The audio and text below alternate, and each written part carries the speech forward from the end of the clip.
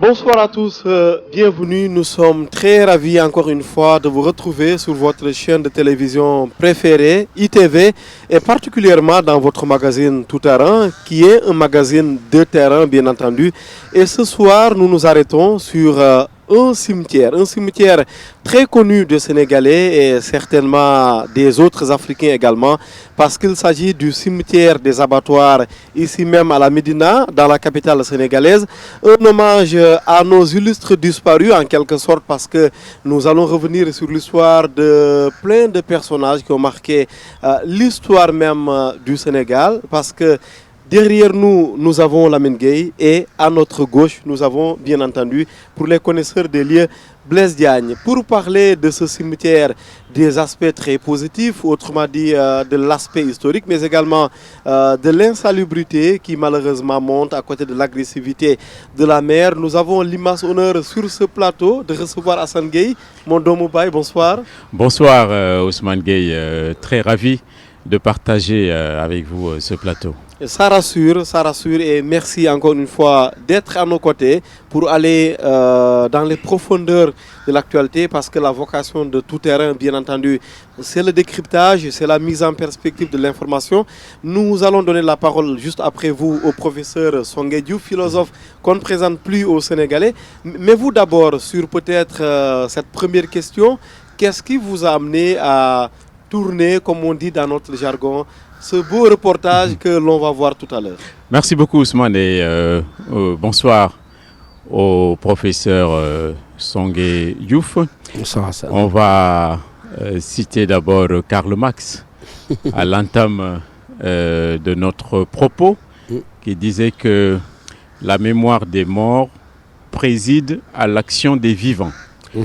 Ce qui veut dire que le souvenir, ne pas oublier, c'est très très important. Alors nous avons choisi de consacrer plusieurs minutes à ce grand cimetière qui constitue, vous l'avez déjà dit, l'un des plus vieux du Cap-Vert, de la capitale du Sénégal, parce que selon les historiens, c'est entre 1910 1912 qu'il a été mis en service, c'est-à-dire ouvert aux inhumations. Oui.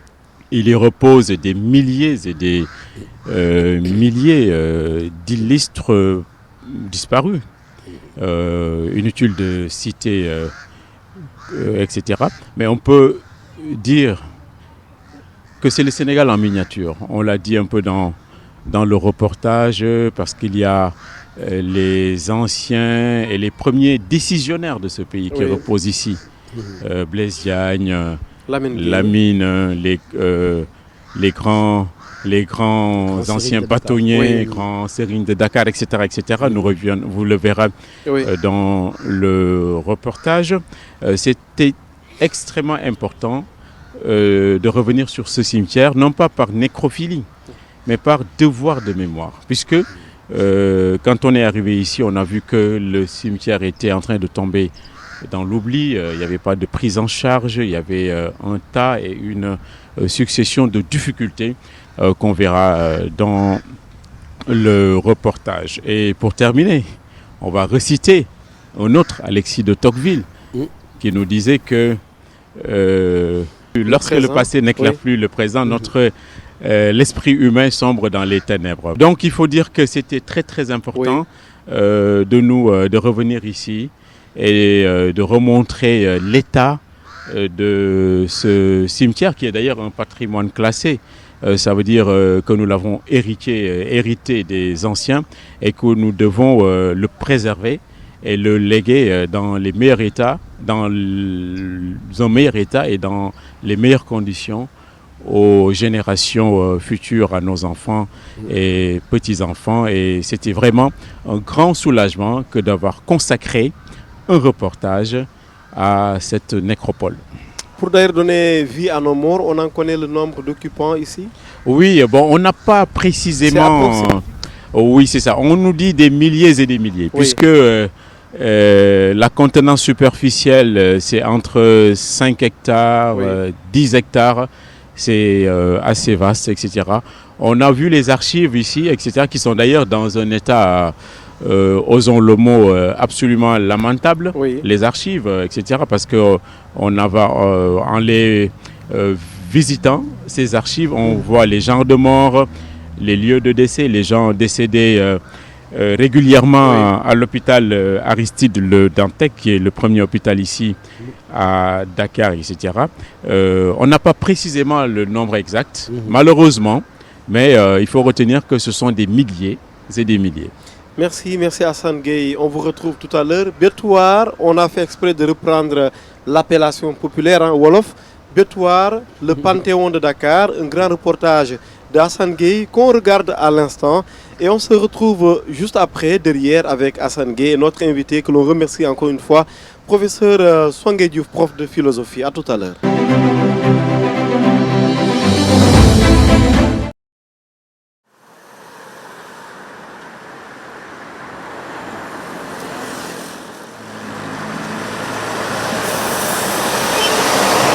te ngi fii def na lu nekk loo xam ne moom kenn waru ko sàggane Maam Jaara Kebe aussi bon ma jaañ daayira mu ngi fële ci ginnaaw ma jaañ daayira bon kooku wàlliyu la bon Xaali Jibri Jaañ yaa muy de alors ay jarbaatam a ngi fii ay sëtam ak yëpp ñu ngi fii waaw loolu moo ma gën a waaye waa kër Serigne Touba ngi fii Amadou Diagne Mbacké yaa muy loolu moo ma gën a pressionné yaa muy Amadou Diagne Ndiaye moo doon noddal moo doon waxal Serigne Touba yaa muy bon aussi tamit Ibra Binta Gueye waaw moom it dalaloon Serigne Touba ak Ana Pay kon loolu dafa nekk lu xam ne fii dañ ko war a fonk soldats yaa ngi fii en pagaille waaw y a 200 et quelques 201 soldats yu fi nekk yoo xam ne ay Jaxate ay Njaay ay Jóob ak tout ñu ngi fii kon loolu dafa war a nekk loo xam ne ñun dañ ko war a téye suñu xol ba ku fi dugg yaa muy de dina xam ni vraiment fii lu mucc ayib la.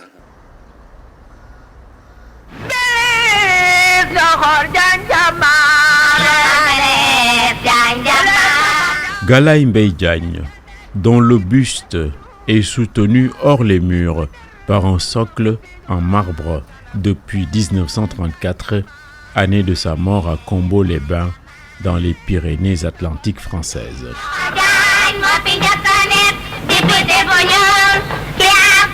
L'emplacement de la tombe généra moult fantasmes et moqueries. Sur son obédience, tout a été rapporté. Mais le plus important aujourd'hui réside dans le fait que le caveau soit mieux entretenu par une main verte qui laisse la nature naturante s'épanouir. Les fruits des efforts consentis par le concierge mûrissent. Blaise Diagne est à l'ombre des arbres. En règle générale, on s'y sent parfaitement bien. Cette terre est une terre de partage, d'ouverture. Donc je ne comprends pas bien ces légendes qui nous disent que c'est son appartenance à une certaine forme religieuse qui fait que Blaise est exclu du cimetière. En fait, il y a un mur entre sa tombe et l'enceinte du cimetière, mais sa maman est à l'intérieur du cimetière. Adja Nyanya. Après des années successives d'abandon et de négligence, la sépulture de l'ancien sous-secrétaire d'État aux colonies, premier député africain, pour tous les services qu'il aura rendus, cette sépulture donc n'a pas vocation à être profanée. Bien avant, en 1920, sa propre mère, Nyanya Anthony Préra, a été enterrée dans l'enceinte de la nécropole.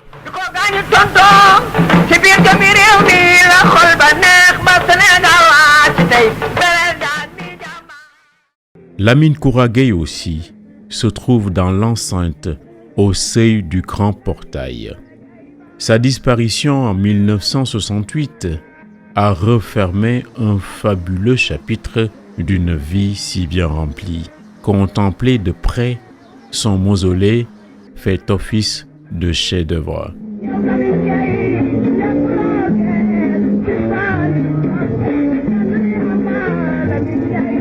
Les finitions d'inspiration orientale valident l'hypothèse selon laquelle l'architecture est un art majeur, sans doute la mère des arts.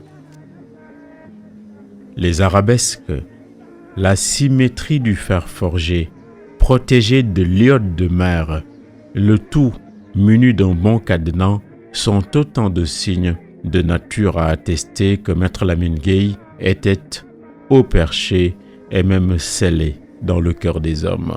Lui, l'enseignant, l'avocat, premier président de l'Assemblée nationale du Sénégal, sénateur, maire de Dakar. Lamine autant que Blaise, chacun a pratiqué la grande politique avant l'heure. Deux grands hommes, faits avec du bois que l'on ne retrouve plus, mais qui n'étaient pas des surhommes. La réussite les aimait, mais l'échec ne les fuyait pas tout le temps. La victoire de Blaise sur François Carpeaux en 14 est opposable à l'échec de Lamine devant Senghor. Sénégal yëpp ku ci nekk sa maam bi fi tëdd. fii ñi fi war a mën a def seen loxo dafa bari parce que dama dem Tugal dem armel Montparnasse yaa muy gis ni même armel yi ci boppam soo fa tëddee nelaw waaw parce que defar nañ ko c'est des armel yoo xam ne tëj nañ ko mais dañ ko defar boo xam ne ku fa ñëw vraiment sa xol dina gën a sedd man loolu aussi tamit moo ma gën a poussé vraiment ma ñëw fii aussi tamit pour defar.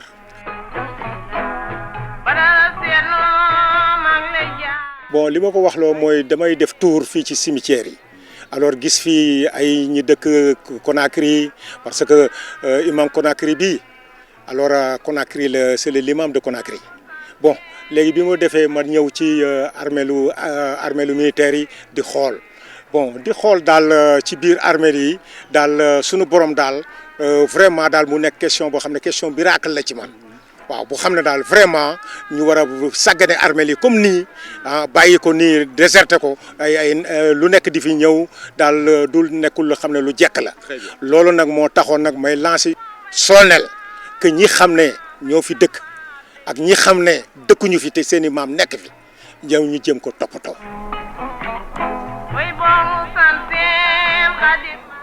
C'est un patrimoine universel, mais c'est un patrimoine d'abord de la collectivité Lébou, et la collectivité Lébou doit jouer sa partition. Je pense que les dignitaires Lébou, c'est à eux de saisir les autorités et de leur dire, voici nous, la considération que nous avons vis-à-vis de ce cimetière, et voici comment nous aurions voulu que l'État s'occupe de ce cimetière. Et ensemble, on nettoie, ensemble, on entretient, ensemble, on a fait un jardin, un espace de recueillement et de méditation. L'outrage du temps fait des ravages, déboulonne les tombes, le cimetière n'est pas bien géré. Érosion, ossuaire, dépotoir, c'est un mépris infligé aux anciens. La seule acoustique des oiseaux ne suffit pas. Ils se cachent d'ailleurs pour mourir quand ils n'en peuvent plus des ramures de la vie.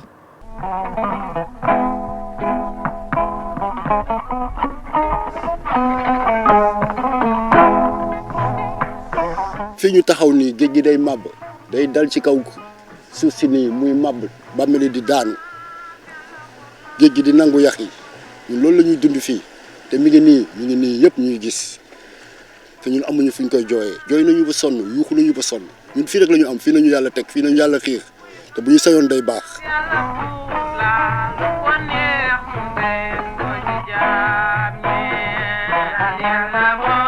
De Blaise aux falaises, il y a tant à découvrir, mais aussi tant à décrier.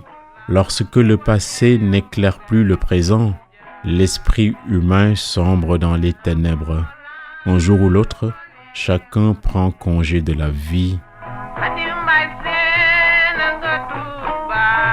En prenant congé de la nécropole, on tombe sur un mort inconnu. Il est décédé en mer en tentant Barça ou Barsaq. C'est la dernière personne à être inhumée ici.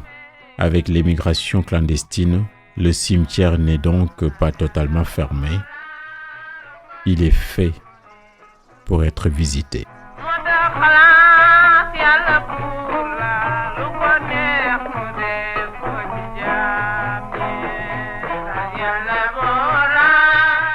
kooku ci moment Covid bi la yàggul matagul at sax gaal yi ñoo teer rek ñëw indaale ko parce que ci géej gi lañ ko foxe dañ ne ci ñu doon dem Espagne la bokk mais bi ñu koy indi ñun mënuñu ko sax xool bu baax a baax parce que tellement que fekk na mu yàqu donc pompier ni mu ko indee noonu ñun dañu gas rek ñu suul ko foofu mooy bàmmeel bi ma la woon noonu amul tur amul sant amul dara.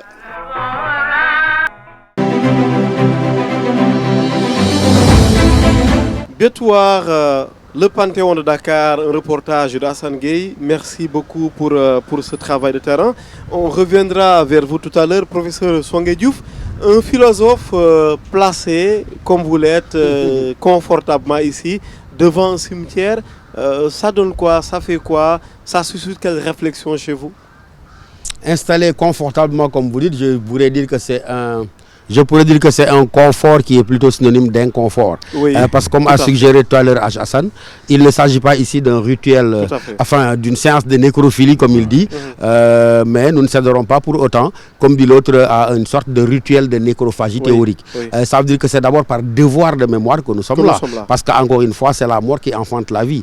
Et comme mes auteurs l'ont dit, et comme il l'a suggéré, on a toujours pensé que ce n'est pas la vie qui donne la mort, mais c'est la mort qui est première et qui en tant que telle engendre la vie. Et donc se poster devant un cimetière, c'est un coup d'envoi, c'est un projet à vivre et c'est un appel à la vie plus qu'un appel à la mort, il me semble. Un philosophe devant un cimetière, sûrement pour taquiner un peu Vladimir Yankelevitch, n'est jamais loin. Oui, de toute façon, un philosophe devant un cimetière, je dis, il est devant l'antre de la vie. Parce que de toute manière, l'histoire de la philosophie est traversée par de très larges réflexions sur la mort. Pourquoi? Parce que pour l'essentiel, même s'ils ne s'entendent pas sur grand-chose, ils reconnaissent qu'en fait, la mort est ce qui donne sens à la vie. Parce que la mort est une sorte de principe directeur par lequel l'homme se dit, je n'ai pas tout le temps du monde, l'éternité devant moi, et en conséquence, je dois organiser ma vie dans une certaine perspective. Donc, c'est l'idée que nous allons mourir, mais véritablement qui est une idée dynamique et très vitale. Vous retrouvez ça, par exemple, chez un auteur qui s'appelle Hegel. Hegel, il dit en fait, toute la vie est marquée par la mort en tant que telle. Ça veut dire quoi? Il faut que quelqu'un meure, il faut que quelque chose meure pour qu'autrui puisse se lever. Parce que dans la perspective de Hegel, dès le départ, c'est le conflit qui gouverne l'existence humaine. Parce que Ousmane, quel est l'enjeu de la vie? C'est la liberté. Mais cette liberté, elle passe... Il y a une dialectique entre les deux? Oui. Quel est l'enjeu de la vie? C'est la liberté. Mais cette liberté, elle passe par quoi? Par une lutte lutte des consciences pour la reconnaissance. Et l'un des premiers sens de la fameuse dialectique du maître de l'esclave chez Hegel, c'est de montrer en fait que chacun voudrait affirmer le primat et la supériorité de sa conscience sur celle d'autrui. Et à partir de ce moment-là, moi je ne peux advenir à la liberté, retrouver mon être au monde dans sa solitude, dans sa dignité, mais justement que sur le deuil de la conscience d'autrui. Et c'est pourquoi donc il montre très clairement que le négatif est vital. Autrement dit, c'est la mort en tant que telle qui est appel à la vie, et en tant que telle, la mort est l'idée par laquelle nous recentrons notre vie dans la perspective qui a été véritablement notre dès le départ. Vous trouvez 1000 lectures, puisque vous m'invitez un peu à visiter quelques pages. Celui d'autre qui me vient à l'esprit, c'est Épicure. Bon, Épicure, lui, il dit en fait...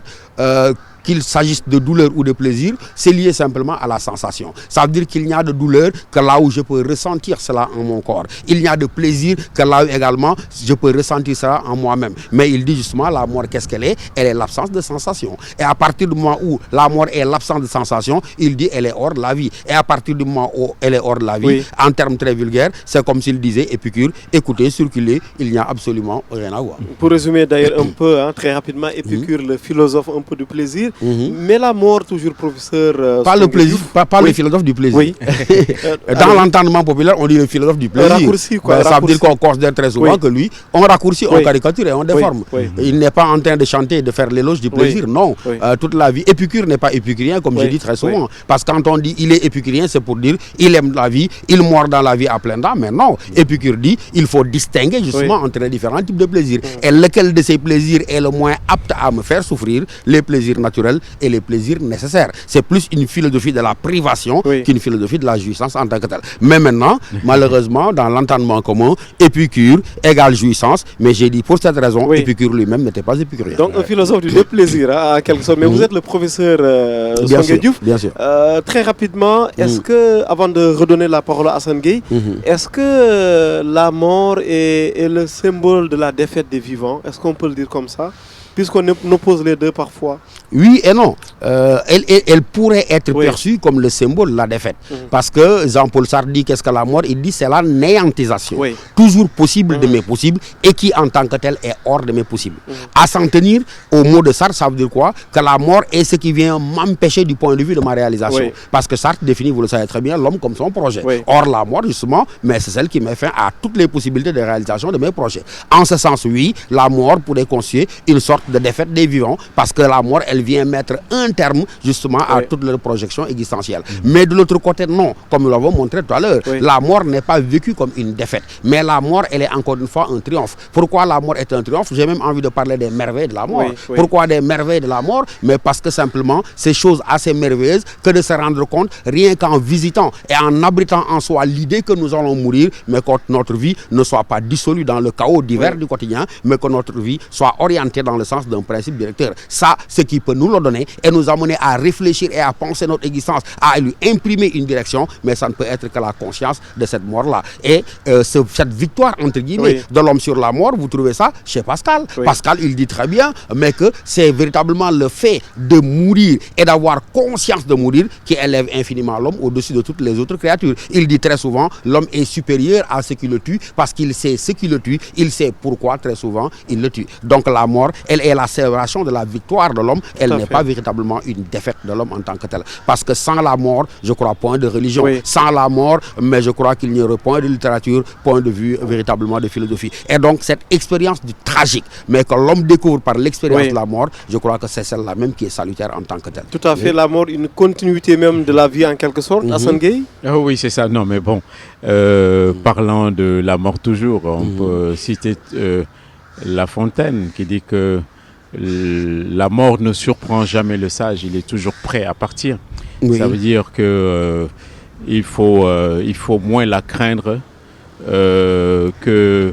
Voilà, il faut moins la craindre. Sinon, pour revenir à ce cimetière, c'est un cimetière très très important entre les collines, la mer, les oiseaux qui s'apprêtent à aller rejoindre un peu les reposoirs. Il y a une forme de beauté. Parce que la beauté va sauver le monde, etc. C'est pas seulement un endroit où il y a du silence, il y a également beaucoup de vie. Parce que dans les normes, les cimetières, c'est des lieux de promenade où on peut amener ses enfants. Ça fait partie de l'itinéraire et du circuit des touristes, etc. C'est un site touristique que les Sénégalais, les Dakarois doivent pouvoir venir visiter, non pas pour... pleurer. Voilà, non pas pour pleurer, mais bon, en fait pour découvrir un peu et pour rendre hommage à ceux qui sont couchés ici. Mais tout cela est de moins en moins possible puisque il y a une sorte de faillite symbolique, comme diraient les intellectuels. Il y a un défaut et une insuffisance de prise en charge, mais tectonique.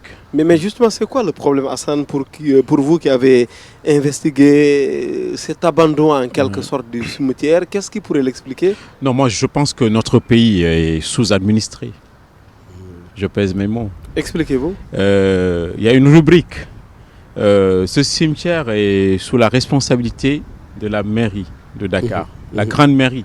Il y a une rubrique qui est dégagée, etc. On va vérifier les chiffres qui sont dédiés, les montants, pour ne pas dire n'importe quoi. Mais il y a un défaut d'entretien.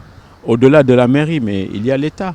Quand on fait le tour d'ici, Blaise Diagne, etc., et il n'y avait pas homme plus puissant ici au Sénégal, quand on connaît bien l'histoire et qu'on interroge les historiens, c'était le plus grand décisionnaire de tous les temps du Sénégal, etc. Maître Lamine Gueye, le jour de son enterrement, le 11 juin 1968. Oui, c'est ça. C'était indescriptible. Il y a de grands dignitaires, des saints hommes, d'anciens sportifs, des bâtonniers, etc. Des hommes de conviction, comme on peut citer Omar Blondin Diop qui repose ici, Moustapha Lo qui fut le premier à être fusillé ici, parce qu'on a dit, semble-t-il, voilà, c'est ça, qu'il voulait le liquider en pleine grande mosquée. Mais il faut qu'on reprenne en main nos lieux de mémoire. Ici, on a dit patrimoine classé. Patrimoine classé, pour moi, quand on voit l'état de ce cimetière, c'est une coquille vide. Donc, sous-administré, il est inconcevable que ce site soit dans cet état de déréliction, de non prise en charge. Il faut aussi bien que les Dakarois, les Sénégalais, la mairie, que l'État central recommence à prendre en charge les bijoux de famille, parce que ça en fait partie. Ce sont des totems. On ne peut pas les regarder de façon impuissante se délabrer au fil des ans. Professeur, qu'est-ce qu'on peut faire? Il parle de sous-administration. Oui. Moi, je dis que c'est une absence de mémoire. Je crois que c'est surtout ça. Ça veut dire que le rapport que le Sénégalais entretient avec la mémoire, c'est ça qui pose problème. Parce que très souvent, nous transmettons, je le disais tout dernièrement, le plus grave défaut qui fait que la jeunesse très souvent ne prend pas en charge, a du mal en tout cas à être héritière des valeurs dans tous les secteurs de ceux qui ont forgé ces pays-là, c'est parce que nous ne transmettons pas. Et donc, cela montre simplement que cette absence de mémoire fait que, mais il y a des gens ici qui s'appellent Maître Lamine Gueye, premier président de l'Assemblée nationale. Il y a quelqu'un qui s'appelle Blaise Diagne. Il y a tant d'autres figures illustrent notre vie politique nationale qui sont complètement dans l'ignorance. Et donc c'est un déficit d'appropriation de notre propre histoire qui fait que là où il n'y a pas de mémoire, il n'y a pas de transmission de valeurs, il n'y a pas de transmission du passé. Et en tant que tel, chaque génération qui vient a l'intime conviction qu'elle est seule au monde et nous devons toujours faire le recommencement. Et c'est ça qui est forcément tragique dans ce cas. Et cette déconnexion d'ailleurs avec le passé, est-ce que c'est lié au sous-développement, à la pauvreté? Autrement dit, est-ce qu'on serait trop préoccupé par le présent, qu'on ne penserait pas peut-être au passé, à l'avenir? Est-ce qu'on serait trop préoccupé par le présent? Je veux dire, vous voulez dire peut-être envahi par les contraintes de la vie, par exemple. faisant que c'est non. une question que je pose. Non, oui, mais Ousmane, d'accord, mais c'est plus fort que ça. Ça va au-delà de ça. Ça veut dire, j'ai dit, le rapport que nous entretenons avec ceux qui nous sont faits. Ça veut dire avec notre passé, avec nos propres symboles, avec nos propres valeurs. C'est un rapport qui fait que nous sommes un peuple absolument amnésique. Et cette amnésie collective-là qui fait que nous avons du mal, encore une fois, à nous pénétrer de l'esprit de ceux qui nous ont précédés, de ces grands hommes-là, de leur œuvre colossale, titanesque, pour nous-mêmes véritablement la conduire, la traduire en acte réel dans notre vie de tous les jours. Ça veut dire que vous allez dans le domaine politique, n'importe qui aujourd'hui apparaît sur la scène politique, il ne s'approprie pas toute l'histoire des Galandou, toute l'histoire des luttes de Senghor jusqu'à Ablaye Wade en passant par Carpo, par Besdagne, par Ngal Diouf, il a l'impression de devoir recommencer lui-même. Et donc le drame de ce pays-là, c'est qu'on part toujours d'une table rase. Et quand un pays passe son temps à ne pas reconnaître le tailleur sous l'habit, quand un pays passe son temps à bafouer sa propre mémoire collective, c'est un pays qui n'offre pas à sa jeunesse les limons et le terreau fertile à partir duquel lui-même il pourrait poursuivre le processus de construction et d'édification nationale. Parce que notre mémoire, c'est d'abord notre âme. Et quand vous perdez votre mémoire, mais vous avez perdu véritablement votre âme. Le Sénégalais, il ne peut pas dire j'entre en politique, j'entre en religion en ignorant superbement, pour rester sur vos exemples, un Lamine Gueye, un Blaise Diagne, un Dabar, bref, tous ceux-là qui ont fait véritablement ce pays-là. Nous avons un problème de mémoire, nous avons un problème de transmission de cet héritage spirituel-là. Tout à fait, pour vous appuyer d'ailleurs, on voit dans d'autres pays, en France, en Amérique, les devanciers politiques sont toujours présents dans le débat, justement. Tandis que chez nous, on fait presque... Jusqu'à présent, en France, vous entendez parler de gaullistes. Hein, ça veut dire que Napoléon. De Napoléon, ça veut dire qu'ils se sont appropriés l'esprit de leur démarche, en l'articulant bien sûr aux préoccupations du moment qui n'était pas forcément celle de Napoléon ou bien simplement celle de Gaulle. Alors que chez nous, cette chaîne de transmission, elle n'a pas de continuité. Elle est rompue. Et c'est extrêmement douloureux, Ousmane. Les conséquences sont même à la limite tragiques. Chacun qui vient, il fait table rase de tout ce qui l'a précédé pour considérer qu'il doit repartir lui-même à zéro. Et un peuple ne se construit pas comme ça. Et c'est pour ces raisons, interroger par exemple, pour ceux qui intéressent le plus la presse, l'histoire politique du pays, si vous les regardez pour des gens de ma génération, mais vous avez l'impression que ces gens-là, c'est comme si tout était nouveau, alors qu'en réalité, ils ne font que reproduire sur d'autres scènes et en d'autres circonstances des événements et des orientations politiques qui ont été balisées dans ce pays-là. Et pour nous reconnecter au passé, c'est l'éducation. C'est l'éducation et c'est surtout, j'ai dit, la transmission de ces valeurs-là. Il faudrait qu'on trouve les moyens et nous avons les cadres institutionnels. C'est l'école, c'est l'université, c'est le Dara, c'est la famille. Et donc ces cadres-là sont les cadres normalement destinés à s'approprier ces valeurs et ces héritages et à les transmettre simplement aux générations, mais pour qu'elles puissent le traduire en orientation et en choix politique majeur. Hassan Gueye, votre grand reportage donne aussi des recommandations, j'imagine, comme dans un rapport officiel. Oui, non, en fait, peut-être pas de recommandations, mais un élément de bon sens. Oui. Quand on ne s'occupe pas des personnes qui sont couchées ici, des morts, oui. Des morts, etc. Il faut bien vous figurer que nous, notre tour va venir et qu'on aura le même sort. Oui, le même traitement. Le même traitement. Chacun récoltera ce qu'il a semé. Donc, la mémoire, c'est très très important, les mémorials, etc. Il ne faut pas qu'on fasse table rase de tout. Parce que la vie, ce n'est pas une page blanche. Il y a des chapitres qui ont été écrits et qu'il faut de temps en temps revisiter. Mais il ne faut pas qu'on soit noir complètement. Oui, c'est ça, parce qu'il y a de temps en temps ici des chevilles ouvrières, des bonnes volontés qui viennent entretenir les tombes, etc., de façon vraiment à titre gratuit ou gracieux. Ils n'en attendent absolument rien. Il y a des bonnes volontés, ça c'est très très important à souligner. Et puis également rendre hommage à celui qui nous a accueillis ici en premier et qui est décédé par la suite. C'était la cheville ouvrière, le concierge du nom de Mamadou Sow, qu'on a perdu le jour du Magal même, dernier. Ah oui, paix à son âme. Et voilà, paix à son âme, etc. On le voit dans le film de rouge vêtu, etc., qui nous montrait un peu les ravages de l'érosion du côté du littoral vers les îles des Madeleines, etc. On a un regard, une perspective hallucinante sur les îles des Madeleines, etc. C'est le lieu de lui rendre un bel hommage. Oui, et la suite après, il y aura sûrement un autre grand reportage pour faire le suivi un peu. On aime ça aussi dans notre métier. Oui, c'est ça. Il faut dire que ce cimetière a été fermé en 1974 par le gouverneur de Dakar de l'époque qui s'appelait Thierno Birahim Ndao. Thierno Birahim Ndao. Oui. Mais il faut dire que le cimetière n'est pas tout à fait fermé.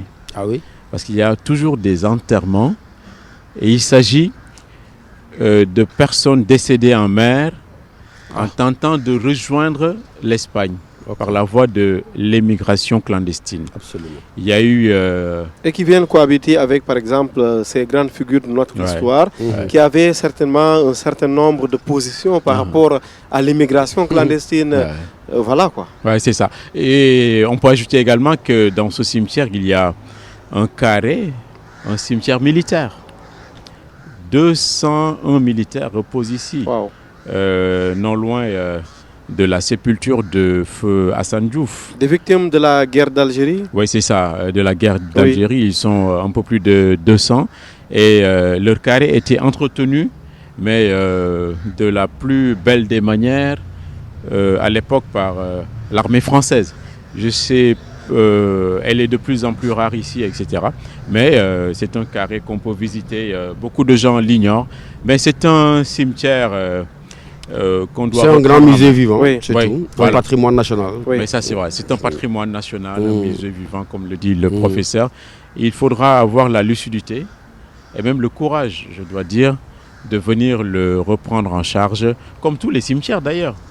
Tous les cimetières du Sénégal, etc. C'est pas parce que il y a l'horizontalité qu'on ne peut pas y faire quoi que ce soit. Mais ça doit être des sites touristiques, des lieux de villégiature, de promenade, où on vient avec sa famille, avec un beau livre, etc. Parce que on n'a que la compagnie du chant des oiseaux, etc. Et ce n'est pas toujours le chant du cygne.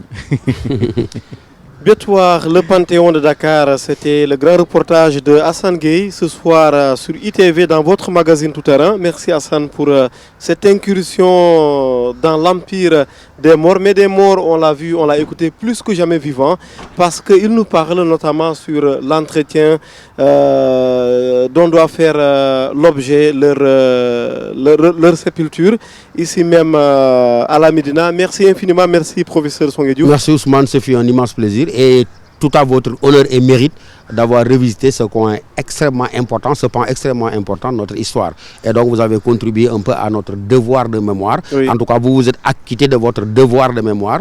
Reste comme dit Hassan, mais que les autorités également en fassent de même. Tout et à fassent fait. tout pour que des militaires revenus, par exemple Oui. de la guerre d'Algérie, quelqu'un qui s'appelle Ousmane Oui. Blondin Diop, Oui. je sais qu'il y a beaucoup de mouvements panafricains de jeunesse ici et ailleurs qui se réclament de la pensée de Blondin, qui ne savent même pas où est-ce qu'il est enterré. Et donc Blaise Diagne, et donc Lamine Gueye et tant d'autres, je dis encore une fois, il faudrait qu'on apprenne à transmettre et à retransmettre Oui. cet héritage spirituel-là, mais qu'on ne peut pas effacer simplement de notre histoire. Merci, merci professeur Songué Diouf. En priant que le message soit reçu, comme on dit, 5 sur 5. Merci infiniment encore une fois d'avoir été au rendez-vous sur ITV. Nous vous donnons rendez-vous dans tout terrain prochainement, évidemment, sur votre chaîne de télévision préférée. Bonsoir.